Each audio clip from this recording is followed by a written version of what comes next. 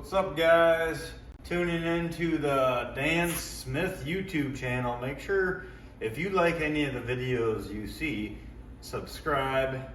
And I know I don't post a lot of them, but I'll give you updates as we go.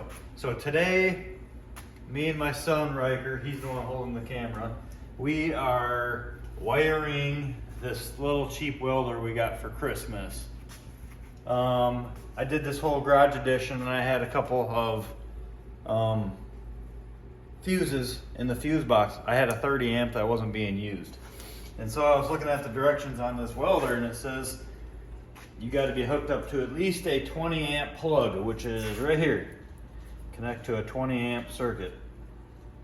So I did some YouTubing of my own and I found out that you can plug in, make sure the fuse is at least bigger than what you are drawing. So I'm hooked up to a 30 amp and I got 30 amp capable wire so that the wire doesn't get hot while we're welding.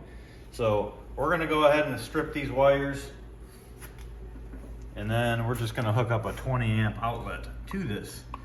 So get your common, I don't know, if you're not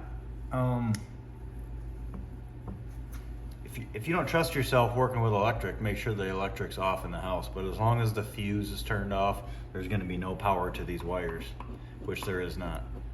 So get yourself to the number 12 or 10 wire. So it's got to be big enough to handle all the amperage.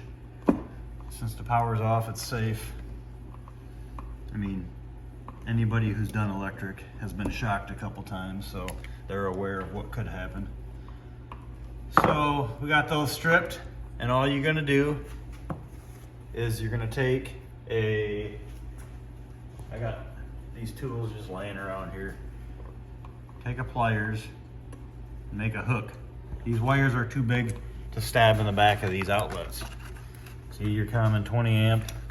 This is a tamper resistant outlet, but it's a 20 amp, so it can handle the welder that we're going to plug into.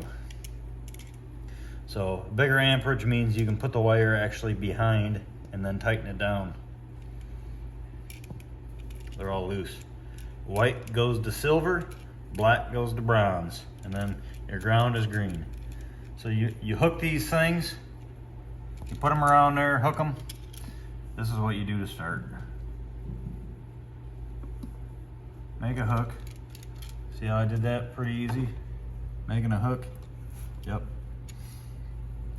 On these outlets, you really don't have to make a hook, but it's probably better that you do. I like hooking them so it secures better.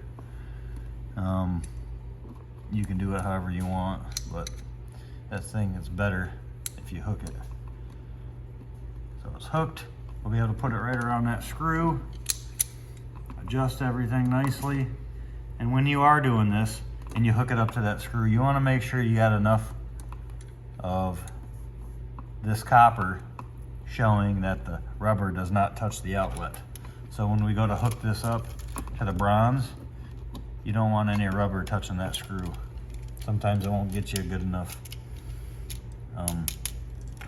contact. So yeah, tighten it all up nicely. Get the ground one. Ground twisted.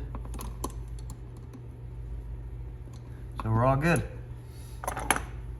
Have a good day. I'll make another video in a minute.